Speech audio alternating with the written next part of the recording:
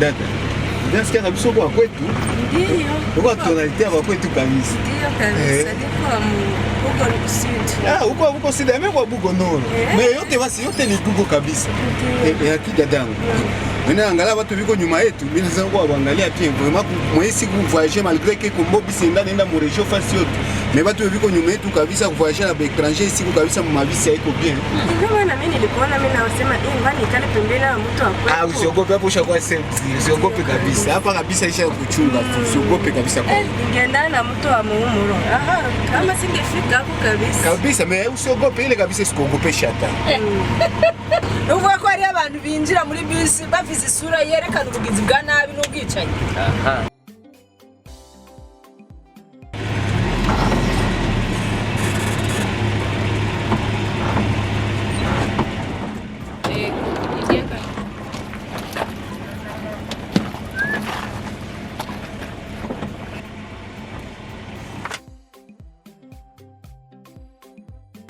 Tunafika ndugu zangu.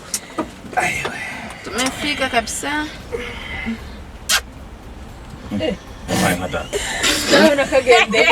So pete na wenyewe basi warinza na wajaka. Kakangu wa Bugo iko. Mimi kana mtu wa muumuro.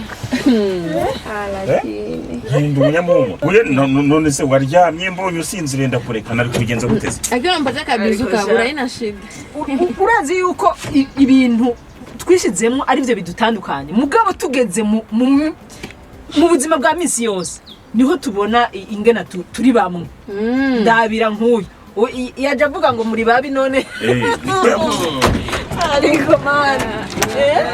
Ubu biheza ari wewe mwiza.